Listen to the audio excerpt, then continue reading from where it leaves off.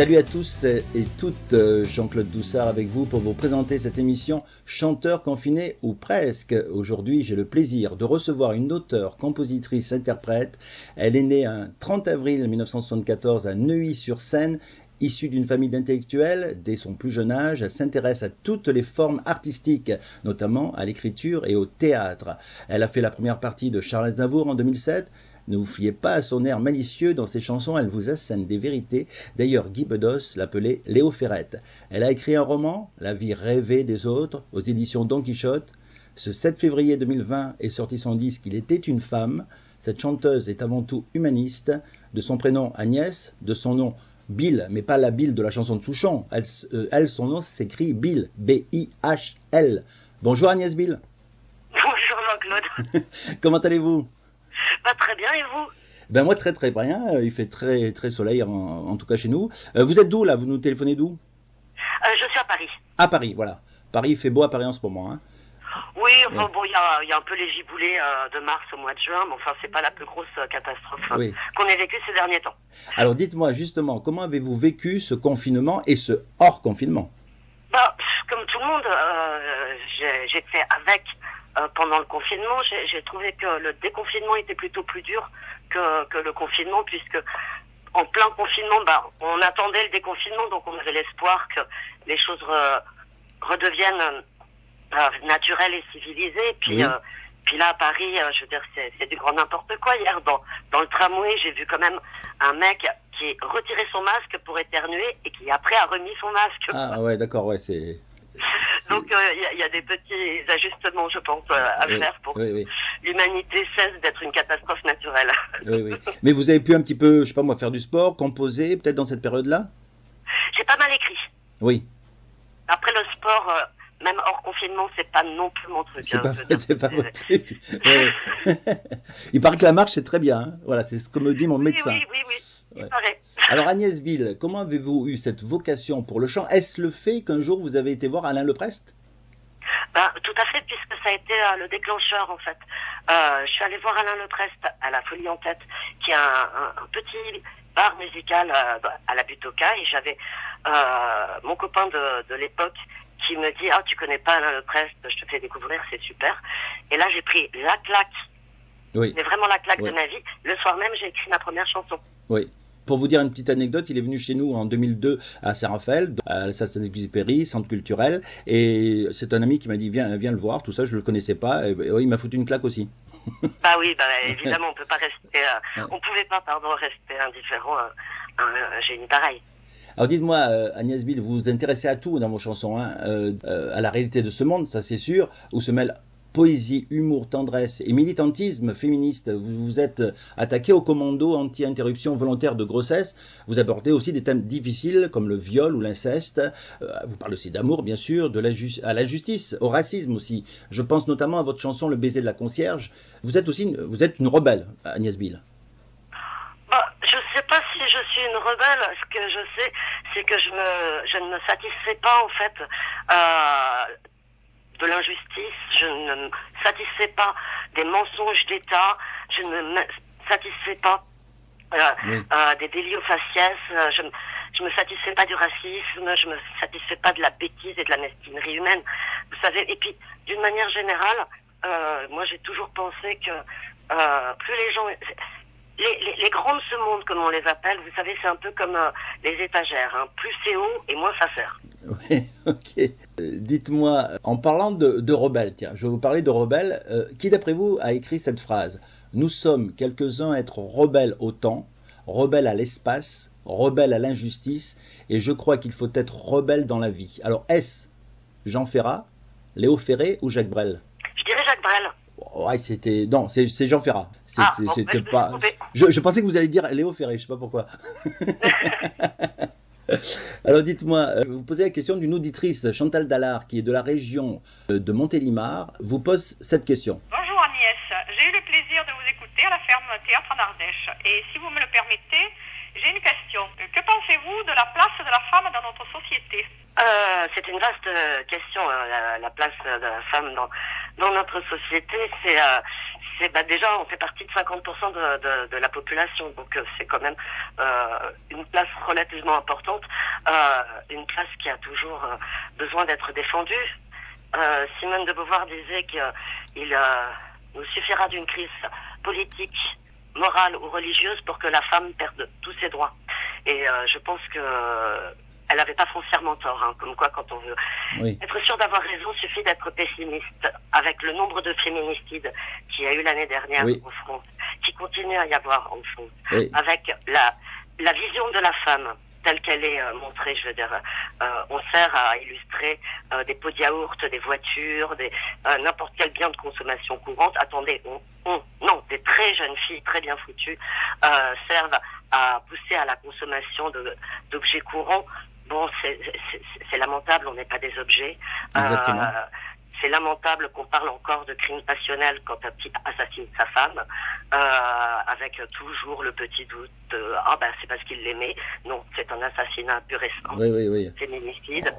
C'est lamentable. On se souvient d'un chanteur et d'une actrice, on n'en parlera pas là, mais voilà, tout le monde se souvient de ça aussi. Mais bien sûr, oui, c'est un assassinat, quoi. Oui, absolument. Et il aurait assassiné son pote ou un inconnu dans la rue. Ah, mon Dieu, il avait aucune circonstance atténuante. C'était sa femme.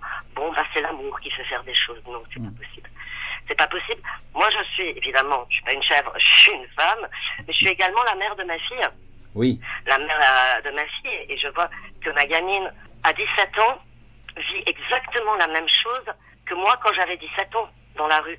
Le harcèlement en permanence dans les transports en commun. Moi, cette année, je vais vous dire un truc. Cette année, cet hiver, il était à peu près 22h, 23h, et je promenais mon chien. Voilà, j'ai un chien qui s'appelle Calva, et évidemment, je lui fais faire un tour dans le quartier avant d'aller me coucher. Il y a un type qui m'a fait le grand honneur de me dire « Salut, t'es mignonne ». Et j'ai, moi, commis le crime de lèse-majesté de ne pas répondre. Le type m'a cassé la gueule.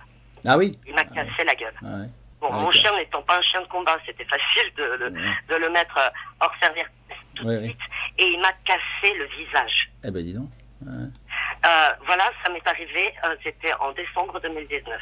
Moi, je prends pas les hommes pour des cons du tout, et j'adore les hommes. Il y a pas de problème. D'être féministe n'exclut pas du tout d'adorer les hommes. Moi, j'adore l'humanité. Or, il se trouve qu'elle est constituée d'hommes, de femmes et d'enfants. Exactement. Il était une femme, mais au bout du brouillard, la femme rangée comme un objet, la femme objet s'est enragée. Il était une femme. Alors dites-moi, Agnès Bill, vous avez fait la rencontre d'un grand monsieur de la chanson française, Charles Aznavour, qui vous a pris dans sa tournée en 2007. Oh là là, oui, c'était merveilleux parce que ça faisait plus de 30 ans que Charles ne voulait pas de première partie. Et j'ai eu la chance inouïe qu'il manifeste l'envie de me prendre pendant 3 mois en première partie. Et c'était fabuleux parce que, bon, déjà, pendant 3 mois, j'ai côtoyé Charles Aznavour et que c'était quand même un grand monsieur. Un monument de la chanson française. Hein. Un monument, bien sûr. C'est un marbre de la chanson française. Et en plus, j'ai eu la chance, tous les soirs, moi, je le regardais des coulisses. Et c'est fou ce qu'on apprend. Ah oui. J'ai vu une vidéo avec vous. Il me semblait qu'il y avait une grande complicité.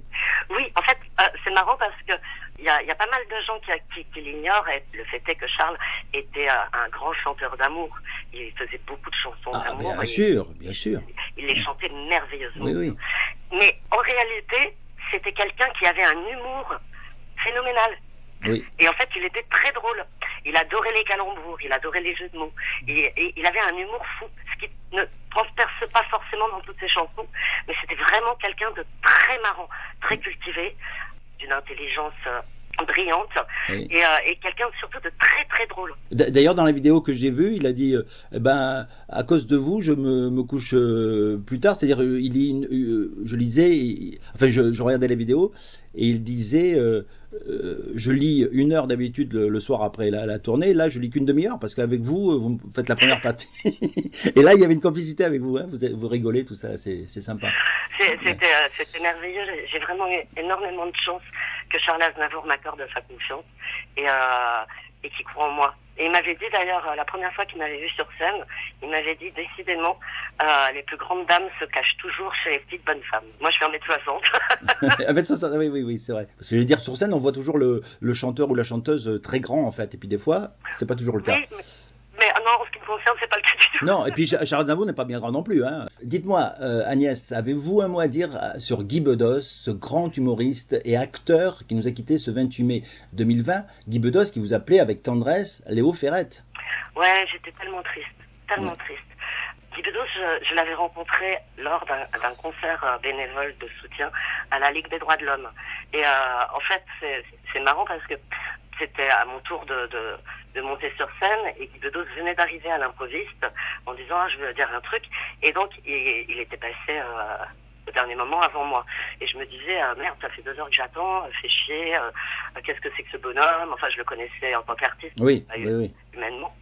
Et puis au moment où je monte sur scène, histoire de dire que oui, bon, ça va, je dis je suis ravie que monsieur Guy Bedos ait fait ce soir ma première partie. Donc il s'est arrêté. Il s'est marré, il s'est dit elle a un culot pas possible, celle-là. Et du coup, il a écouté ce que je faisais. Et du jour au lendemain, on est devenus super copains. Ouais, on se voyait très régulièrement pour déjeuner, puis finalement on passait l'après-midi ensemble. Il me lisait ses nouveaux sketchs, moi je lui lisais mes nouvelles chansons. Il me racontait des proches, il me racontait sa jeunesse, il me racontait son enfance. On était très proches. Et ça fait quelques années que je ne l'avais plus vu. En fait, j'étais pas au courant de la teneur de sa maladie. Et j'ai mieux compris quand j'ai appris ça. Très bien, oui. Oui, Guy Bedos qui avait été mal compris aussi parce qu'on pensait que c'était des sketchs racistes alors que c'était le contraire. Je pense sur le sketch sur Marrakech, entre autres. Ouais, et voilà, les gens l'avaient pris au premier degré. Ouais, mais regardez, moi, faut toujours être clair quand on fait de l'humour. Regardez, aujourd'hui, le moindre signe d'ironie par texto, on se sent obligé de mettre un smiley pour bien montrer que c'est de l'humour. Exactement. Oui, mais voilà, ça m'exaspère, quoi. Piloter les choses, faut pas les sous-titrer. Oui, il y a de l'humour noir, oui, il y a de l'ironie. Et ça veut pas dire que c'est du racisme, ça veut pas dire que c'est de la méchanceté. Faut arrêter, je veux dire. Alors autant, non, les policiers ne sont pas racistes d'un voyant, mais autant un humoriste qui dira quelque chose de drôle, mais sans smiley derrière, on le taxera de tous les noms. C'est-à-dire, je pense, Agnès, que les temps ont changé, parce que dans les années 70, on va dire, on pouvait dire beaucoup de choses qu'on ne peut plus dire aujourd'hui. Alors, oui et non. D'un côté, je suis super d'accord avec vous, et c'est vrai que des proches Coluche aujourd'hui se prendraient plein la gueule, nous sommes d'accord. Exactement. Mais Brassens aussi, aussi. Dans certaines chansons, ils s'en prendraient, évidemment Léo Ferré, ils s'en prendraient plein la gueule. Exactement. Cependant, il y a quand même, je pense à un sketch de Blanche Gardin où elle dit des horreurs en disant vous voyez qu'on peut encore les dire. D'ailleurs la preuve, je l'ai dit. Et il y a quand même encore des humoristes qui se permettent de ne pas être dans le consensuellement correct. Il y en a de moins en moins. Il y a aussi des chanteurs qui continuent à le faire. Alors, certes, il y en a de moins en moins. Certes, faut vraiment penser à l'écriture soit de son sketch, soit de sa chanson, pour être sûr d'éviter les mauvaises compréhensions. Mais moi, j'ai envie de vous dire un truc. Quelque part, je suis responsable de ce que je dis, mais je suis pas responsable de ce que les gens comprennent. Oui, ça c'est une citation connue, mais c'est réaliste aussi, absolument, oui. Il était une femme, mais au bout du brouillard, la femme rangée comme un objet, la femme objet s'est enragée. Il était une femme. Agnès Bill, vous avez chanté aussi en duo avec Yves Jamais. Bon souvenir ? Oh là là, très souvent même. Et encore, il n'y a pas longtemps, le 8 mars, à la Cigale, Yves faisait partie de mes invités, tout comme Govrache. Oui, je précise, excusez-moi Agnès, je précise que c'est donc ce 8 mars 2020 à la Cigale où... Je fêtais à la... Vous fêtez, voilà. Voilà. Il était une femme qui est sortie à peu près à ce moment-là. Oui, on va en parler. Et en même temps, je fêtais, en effet, mes 20 ans de scène. Et c'était super, en fait, parce que la Cigale était pleine à craquer. Et je suis, pour le coup, même si, évidemment, la tournée qui a suivi s'est complètement annulée à cause de... À cause du confinement qui est arrivé le 17 mars. Et vous avez fait le 8 mars. Vous êtes... Même si, pour la sortie du disque, qui partait très bien, bon, c'est la catastrophe. Pour la tournée, c'est la catastrophe, puisqu'elle était annulée. Mais par contre, ouais, j'ai eu de la chance. Pour la Cigale, je suis vraiment passée entre les gouttes, quoi. Et j'ai très souvent chanté avec Yves Jamais. Soit je l'invite moi, soit il m'invite lui. De toute manière, on fait partie de... C'est mon frangin en chanson, Yves. Oui, magnifique. Yves Jamais qui est passé aussi à la Ferme Théâtre et justement parce que c'est pour enchaîner aussi pour vous dire que quand je vous ai vu à la Ferme Théâtre, il y avait une grande chanteuse aussi qui a chanté pour les enfants, pour les adultes et qui était dans le public ce soir-là, c'était Anne Sylvestre. Oui, Anne Sylvestre. Anne Sylvestre, oui. Anne Sylvestre avec qui d'ailleurs j'ai fait une tournée et un disque. Vous avez fait un disque qui a été primé, je crois. Il y a eu un prix sur ce disque. Oui. Tout à fait. Ouais, il me semble je bien. sais plus lequel, c'est à Anne qu'il faudrait demander parce que moi, j'ai pas la mémoire de ce genre. Oui, c'est parce que ça me revient comme ça. Là. Vous avez raison. Oui, ça me revient comme ça tout à coup. Il était une femme, mais au bout du brouillard, la femme rangée comme un objet, la femme objet s'est enragée. Il était une femme. Alors moi, je vous ai vu donc à la Ferme Théâtre en Ardèche du Sud chez Cécile et Jean-Marc Moutet. Donc Yves Jamais y est passé aussi, bien sûr. Donc vous reviendrez à la Ferme Théâtre ? Dès qu'on m'invite, j'accours. Alors, je sais que Cécile et Jean-Marc écoutent cette émission. Et donc, Jean-Marc, si tu m'entends, voilà, c'est tout ce que j'ai à dire.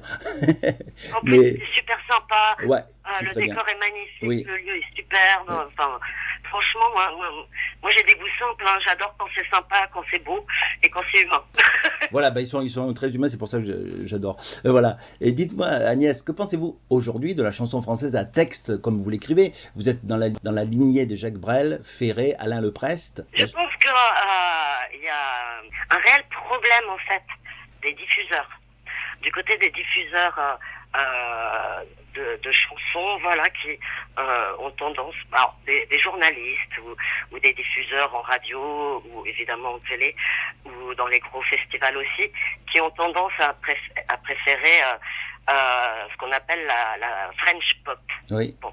Et d'ailleurs, c'est très bien la French pop, je n'ai rien contre, mais je pense par ailleurs qu'il y a des super artistes de chansons à texte, oui, qui écrivent magnifiquement bien. Oui, et j'en connais. Rien perdu.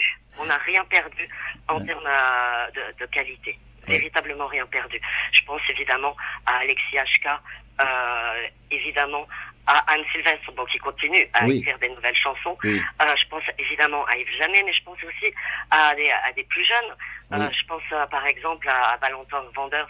Oui, je l'ai interviewé la dernière fois. Oui. Voilà, mais c'est magnifique ce qu'il fait. Je pense évidemment à Gauvin Serre.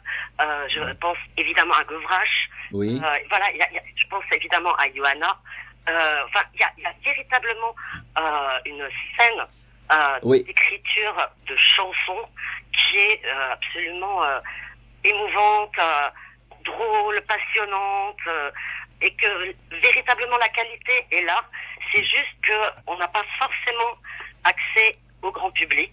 Voilà, exactement. Et que quand le public a accès à cette chanson-là, généralement, il ressort ravi et emballé du spectacle, mais qu'on est quand même relativement absent des médias. Oui, et c'est vrai qu'avec toutes ces télés, toutes ces radios, je me suis toujours posé la question, il y aurait bien une chaîne quand même qui pourrait diffuser ces chansons-là, quoi. Voilà, c'est ça la question. Et même, je pense, je ne dirais pas son nom, mais je pense à un grand animateur de la télévision, ne serait-ce qu'il fasse passer un chanteur à texte comme ça une fois par semaine, je pense qu'est-ce que ça lui coûterait ? Non, ce serait mieux aussi pour eux. Ah, ça je sais bien, je suis entièrement d'accord. avec vous. Il se trouve que malheureusement, je suis pas journaliste. Oui, bien sûr. J'y peux pas grand-chose. Oui, mais c'est vrai qu'on pense à toutes ces télés qu'il y a, toutes ces radios. Je sais pas, bon, enfin, c'est comme ça.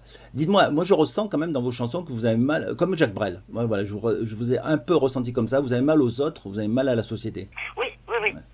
J'ai mal aux autres, j'ai mal à la société. Comme je vous disais tout à l'heure, je me satisfais pas de ce qu'on nous propose. L'autre jour dans le métro, j'ai vu par exemple une affiche pour une école de commerce. Le slogan c'était sortez, entrez rêveur, sortez manager. Ouais. Je trouvais que c'était épouvantable. Oui, c'est sûr. Ouais. Vous voyez, je trouve que voilà, si l'enfer avait un slogan, ce serait celui-ci. Et oui, j'ai mal aux autres, évidemment. Que j'ai mal aux autres, c'est d'ailleurs la seule et unique raison pour laquelle j'écris des chansons d'indignation aussi. Voilà, moi je suis une grande rêveuse, mais j'ai la chance d'avoir encore beaucoup d'illusions, même si ça fait mal parce que souvent, du coup, on a des retours de manivelle qui sont assez cruels, mais je préfère avoir ces retours de manivelle et rester une grande rêveuse et quelqu'un qui espère plutôt que d'être quelqu'un d'aigri. Oui, on va parler justement de votre album, Agnès, si vous le voulez bien. Avec plaisir. Il était une femme, mais au bout du brouillard, la femme rangée comme un objet, la femme objet s'est enragée. Il était une femme. Ni refaite, ni parfaite à 46 ans? Alors, ni parfaite, de toute manière je l'ai jamais été, ni refaite, je vous le garantis également. Non, je fais allusion, vous avez compris à votre chanson, bien entendu. Bien sûr, ni parfaite, ni refaite, je suis telle que la vie m'a faite. Oui. Voilà, exactement. Tiré de son album, je dis ça pour les auditeurs, son album, son 8e album, hein, je ne me trompe pas, hein, Agnès. Non, voilà, Il était une femme, sorti ce 7 février 2020, avec une photo qui va susciter de nombreux étonnements chez messieurs, dames, la pudeur. Vous trouvez pas? Ah oui, tout à fait. Alors, donc, en radio, c'est sûr qu'on visualise moins bien. Donc, oui, exactement. Presque nue dans une position christique avec un pagne. Et c'est le titre « Il était une femme ». Alors, pour la petite histoire, c'est marrant parce que la séance photo, à la base, aurait dû être tout à fait différente. Et avec mon ami photographe Magali Bragard, on avait imaginé quelque chose où il y avait beaucoup d'accessoires. Sauf que c'était le premier jour des grèves. Et pas moyen du tout d'aller se procurer ce dont on avait besoin. Du coup, j'ai dit, puisqu'on n'a rien, j'enlève tout. Voilà, carrément. Donc voilà, je vous signale, si vous achetez le disque, et vous pouvez l'acheter bien sûr, on le retrouve partout ce disque, y compris sur votre site, hein. On va en parler tout à l'heure. De toute façon, vous marquez Agnès tiré du 6, là, Bill, et vous tombez directement sur le site puis à la boutique, vous achetez, puis il y a les autres disques aussi, hein, voilà, qui sont magnifiques, hein. Donc Agnès Bill, ce disque est sorti le 7 février de 2020. Ce disque s'appelle « Il était une femme ». Il y a 13 chansons. Paroles et musique de vous-même? Alors, tous les textes, comme d'habitude, sont de moi-même.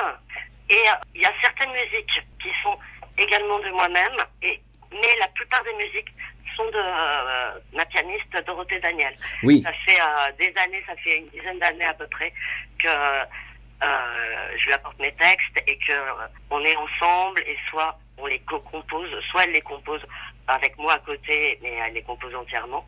Donc tous les textes sont de moi, mais la plupart des musiques sont de Dorothée Daniel. Dorothée Daniel, qui vous avait accompagné le 5 août 2016 à la Ferme Théâtre, pianiste et compositrice. Parlez-nous un peu d'elle, si vous voulez. Eh bien, Dorothée, primo, c'est une de mes meilleures amies, ce qui ne gâche rien. Deuxio, c'est une pianiste totalement virtuose et une compositrice magnifique. Et avec son compagnon Frédéric Segas, elle a d'ailleurs un spectacle pour jeune public qui s'appelle Les Dido et Monsieur Papa. Et enfin, des gens qui prennent pas les enfants pour des décérébrés. C'est vraiment super. Je vous invite, si vous avez des enfants ou des petits-enfants, à vous procurer leurs disques ou aller les voir en spectacle. C'est vraiment superbe. Et d'ailleurs, à eux deux, ce sont eux également qui ont réalisé et fait les arrangements de mon dernier album. Là, Il était une femme. Je vous ai vu à la Ferme Théâtre, il y a une très grande complicité avec Dorothée. beauté, hein, Ah oui, sur scène. oui, c'est une de mes meilleures amies, puis, elle est merveilleuse. Ah, sur scène, ouais. Donc, on va parler un petit peu, justement, de ce disque, d'ailleurs. Il était une femme, d'ailleurs.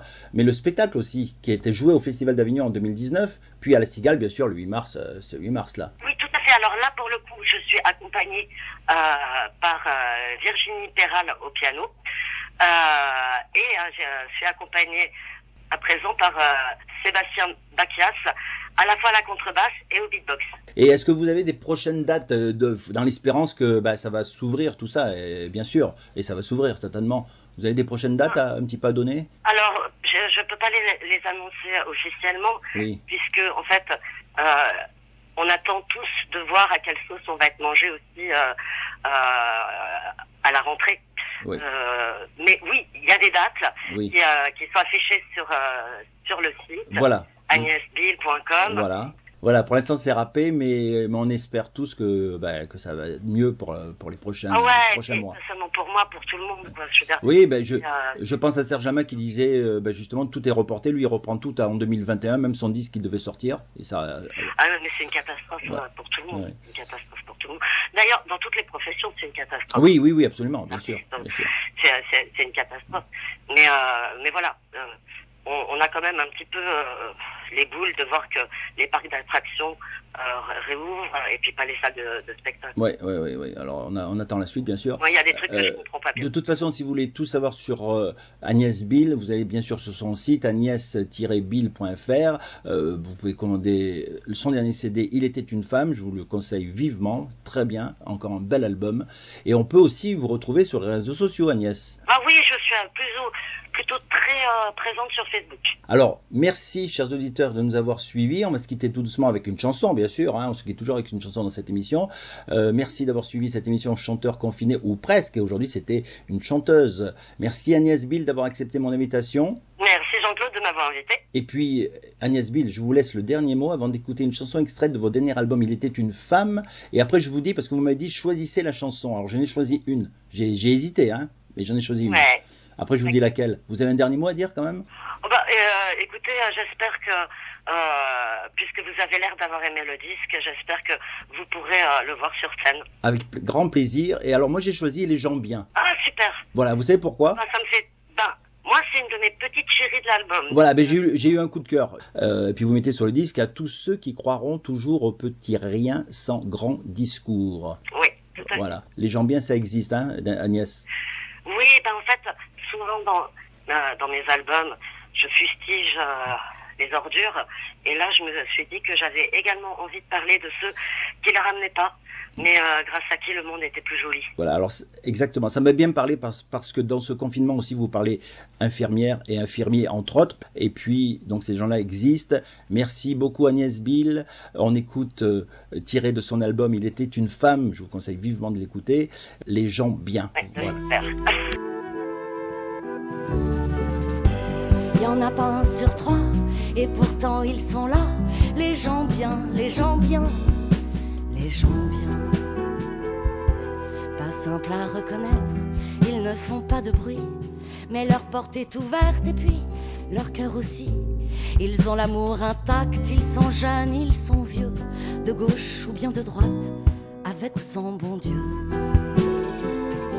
Il y en a peut-être qu'un sur trois, mais pourtant ils sont là. Les gens bien, les gens bien, les gens bien. C'est la fille qui n'a rien, ou alors pas grand-chose, et partage son pain, son pinard et ses roses. Elle trouve ça normal, là n'est pas la question. Elle s'en fiche pas mal d'avoir tort ou raison. C'est le type à rebours et qui n'a l'air de rien, mais qui trouve toujours les mots qui font du bien. Car aider un copain, ce n'est pas le juger, c'est lui tendre la main, c'est lui foutre la paix. Il y en a peut-être qu'un sur trois, mais pourtant ils sont là. Les gens bien, les gens bien, les gens bien. C'est l'infirmière de nuit qui repasse dire bonjour, c'est l'infirmier de jour qui revient dire bonne nuit. Ceux qui tout simplement se donnent sans compter et qui prennent le temps de leur humanité. Il y en a peut-être qu'un sur trois, mais pourtant ils sont là, les gens bien, les gens bien, les gens bien. Ils ont le cœur tout nu, les gens bien c'est comme ça. Même quand ils sont déçus, rien ne les changera. Ceux qui préfèrent de loin parfois se faire avoir, en se disant qu'au moins ils auront fait leur part. Oui, tous ceux qui ne voient aucune différence entre Fatoumata, Rachel et Marie-France, ceux qui n'ont pas l'idée d'emmerder leurs voisins et qui laissent s'aimer Roméo et Julien. Il y en a pas un sur trois, et pourtant ils sont là. Les gens bien, les gens bien, les gens bien, les gens bien, il y en a peut-être qu'un sur trois, mais pourtant ils sont là. Les gens bien, les gens bien, les gens bien, les gens bien.